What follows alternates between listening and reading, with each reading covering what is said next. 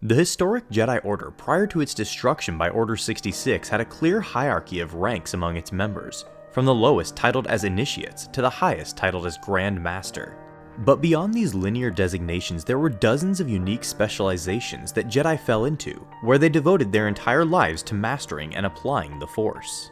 This video will go over all of the ranks based on the traditional hierarchy of the Jedi Order, then jump into the various different types and classes Jedi were allowed to specialize in once they reached the rank of Knight, along with the unique, rare ranks that some held. First are the Jedi Initiates, commonly referred to simply as younglings. This title was given to all that were brought into the Order during their infancy and kept until they reached proper maturity to become apprentices under an assigned Knight or Master as a Padawan. The cutoff date to when Initiates were to become a Padawan differed depending on the species, as some matured far quicker or longer than the typical human. However, typically human Initiates were expected to pass their respective trials to be accepted as Padawans around the age of 12 or 13. Initiates were given minimal training in the Force by their caregivers, which included opening up their minds to the mystical element and familiarizing them with the ideals of the Jedi Code. Once they were old enough, Initiates were placed into clans of 10, in which they would come to live, study, and socialize with their grouped peers until they had reached Padawanship. Learning to draw upon the Force in the natural manner, the basics of lightsaber forms, and the history of the Order were the common focuses that they studied. Upon the nearing of their adolescence, Initiates were overviewed during a tournament of their talents by fellow Knights and Masters, who sought Padawans for either their natural Force connections between the two, or simply due to their outstanding skills in lightsaber combat. Once chosen by a senior member of the Order, the Initiate would officially become a Padawan, and be given the traditional braid as a symbol of their ascension. Those who were not chosen due to their lack of talent in the Force or maturity were given the option to join the Jedi Service Corps, where they used their limited abilities of the Force to help plants grow and flourish on impoverished worlds. Initiates that refused to join the less savory positions offered by the Service Corps were made to leave the Jedi Order. Second are the Padawans. They were members specifically chosen by either a Knight or Master for the hopes of being directly mentored by an experienced Jedi. At this stage, Padawans were known for being put into situations that could result in death, as any mission that they were sent on alongside their master could result in violent chaos.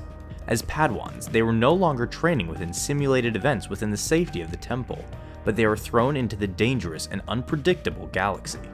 Their ability to hold their own was essential, and those that had become Padawans had proven themselves capable of survival, using both their talents in the Force and, if required, their skill in lightsaber combat. Padawans could find themselves under mentorship for as little as 3 years to as long as 10 years. This depended on their achievements as an apprentice as well as the time period of the galaxy. For example, during wartime, Padawans were known for being knighted at a far quicker pace than traditionally, as the Order was desperate in replacing their upper ranks of those who had died in battle. In most cases, however, the Padawan was required to pass the Jedi trials before they could be considered for knightship. They were known as the trials of skill, courage, of the flesh, of the spirit, and of insight. Skill required a Padawan's ability to master all forms of lightsaber combat, including some advanced techniques as well as their mastery of the Force. Courage tested their ability to face down even the most fearsome foes and commit to their vow of doing anything to prevent evil, even if it meant sacrificing one's life to save another's. Flesh tested one's determination to keep fighting and to stay in line with their taught ideals, even if they were inflicted great physical pain. Spirit was done for them to overcome their greatest inner fears and potential darkness, and being able to still maintain a light side view of their actions afterwards. Lastly, insight tested their ability to see through common illusions and to ensure that they were experienced enough to open their minds to the larger picture at hand, and not to irresponsibly jump to simple conclusions when faced with complex problems. Although most of these trials were tested within the Jedi Temple through simulations, some were passed by Padawans on the field.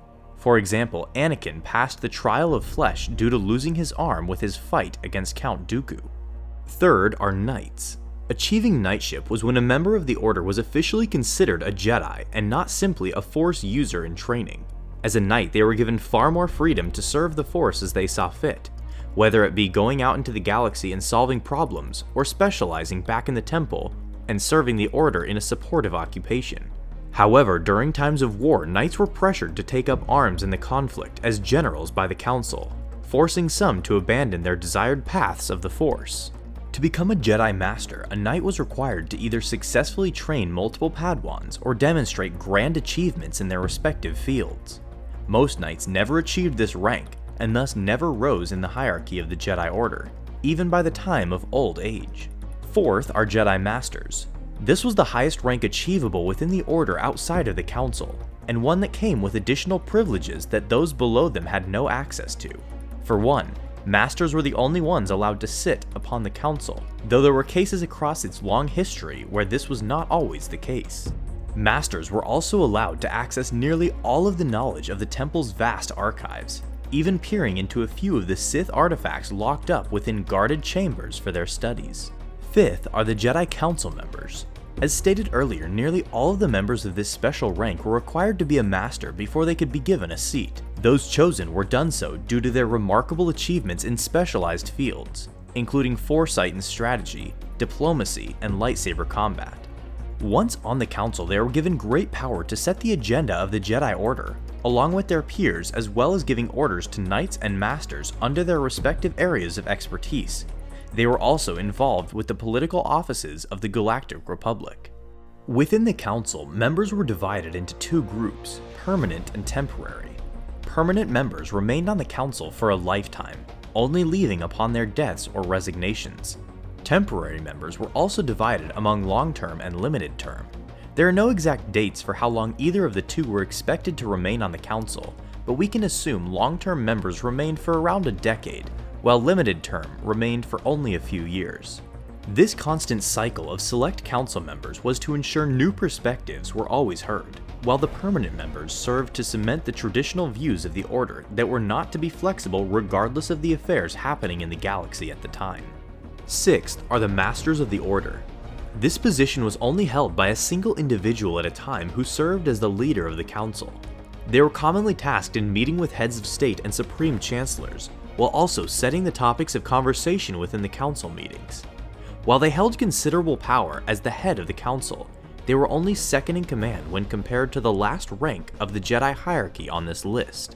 Seventh are the Jedi Grand Masters. This was the highest rank within the Order and held by only a single member at a time. Grand Masters were elected by the council and served as the figurehead of the entire organization. Those chosen were done so for their wisdom and knowledge in the Force, as well as their ability of transversing the political spheres of the Republic.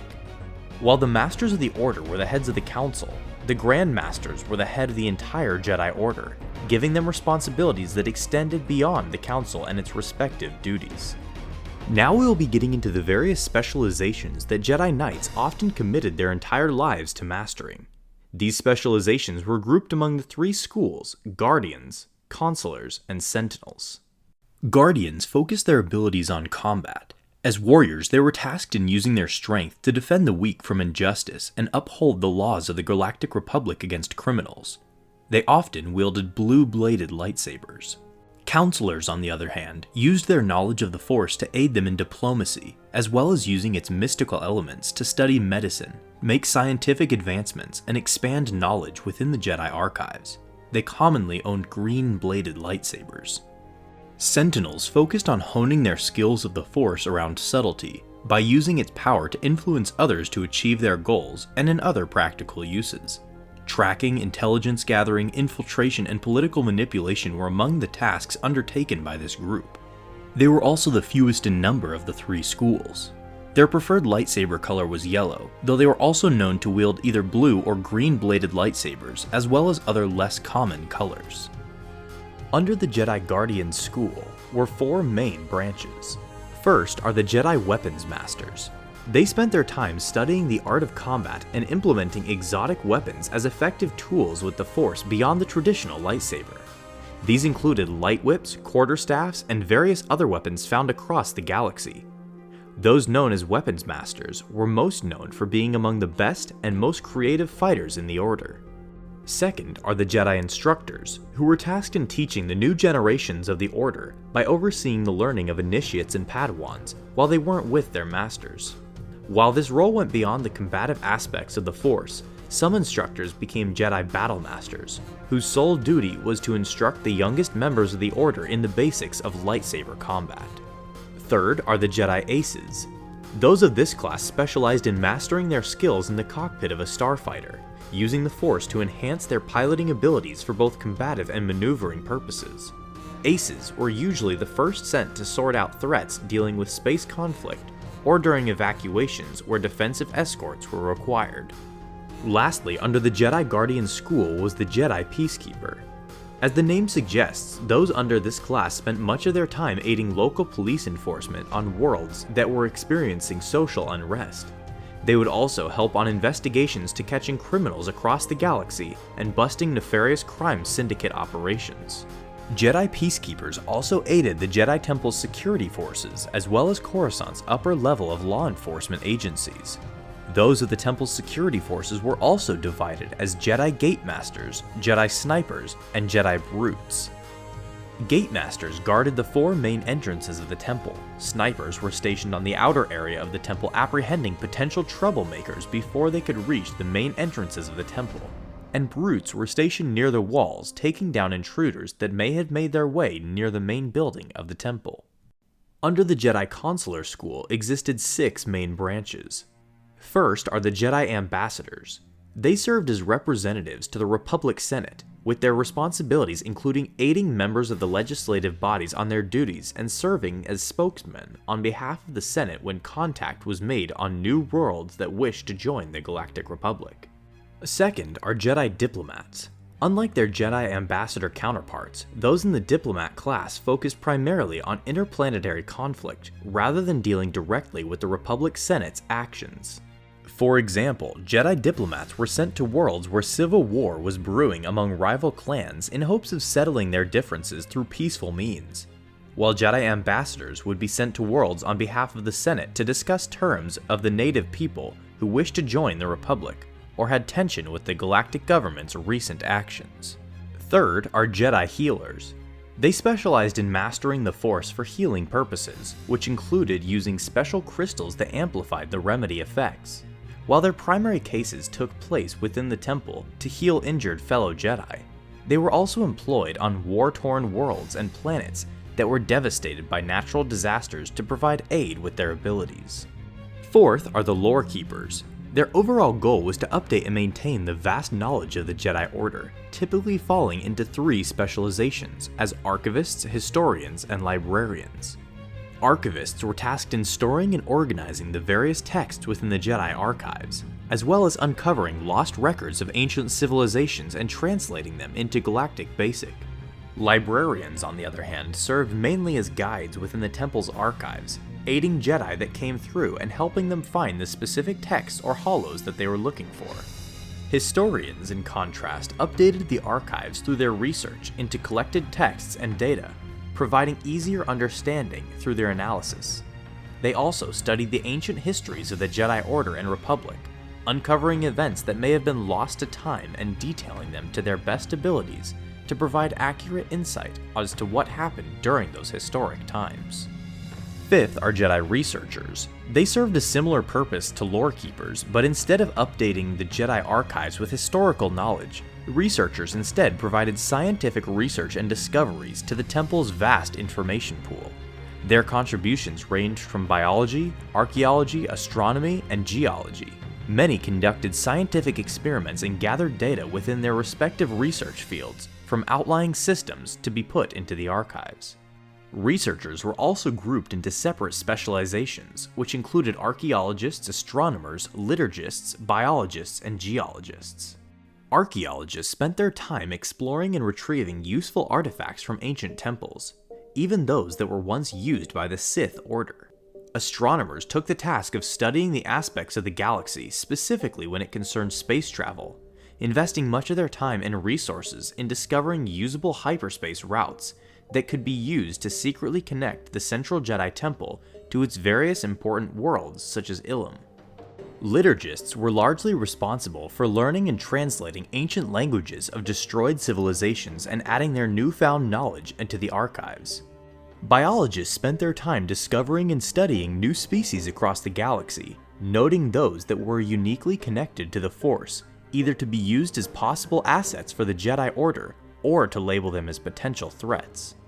Geologists dedicated their lives to uncovering and studying unique materials from unexplored planets, usually searching for fertile soils that could be used as farming grounds for the agricultural core to grow plentiful food to be transported to needy worlds. Lastly, for the consular school are Jedi Seers. Seers spent a majority of their time meditating and opening their minds to the Force, seeking visions from the Force and rallying their discoveries to the archives, as well as trying to connect them to any relevant documented texts or findings made from the other classes. While generally inactive in peacetime, during periods of great unrest and galactic conflict, some counselors took up the role of Jedi Sage, essentially changing their focus from knowledge gathering to becoming on-the-ground sorcerers, as sages were known for favoring the direct use of the Force in combat over lightsabers.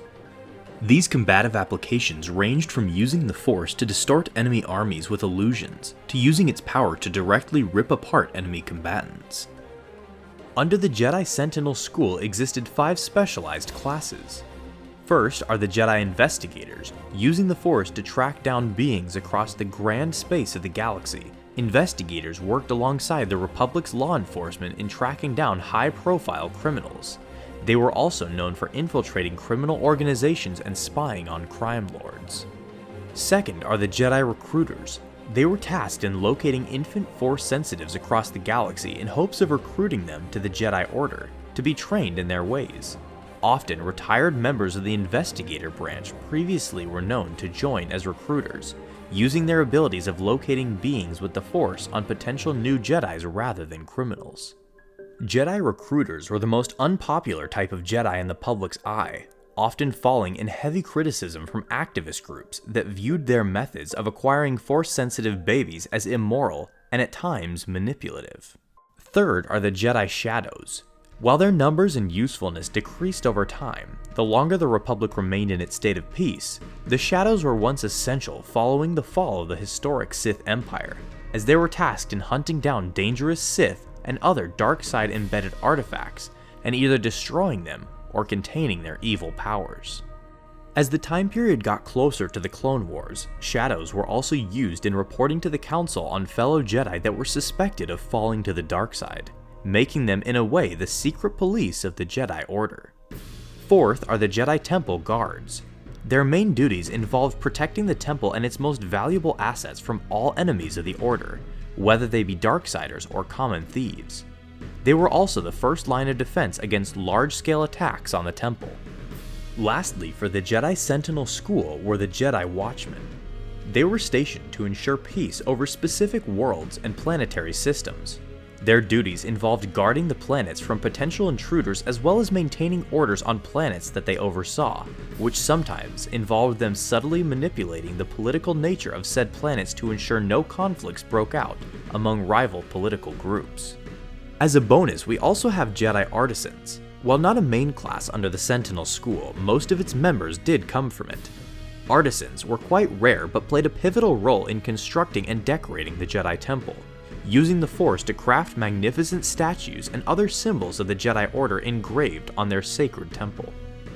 Outside of the 3 main schools were a few other specializations. Within the Jedi Exploration Corps were Jedi Scouts and Seekers. Scouts were tasked in exploring uncharted regions of the galaxy and the planets they contained. Seekers traveled the galaxy typically guided by the Force itself, to aid those in need and to counter emerging dark side threats, usually cults or other minor factions influenced by its power. Then we have the Jedi Temple Quartermaster, who oversaw maintenance of all field equipment used by Jedi during missions. The title of Jedi Beastmaster was given to those who used their abilities to influence the minds of creatures for a range of purposes, including to study and control them. In some cases, they also experimented on the creatures and created new species.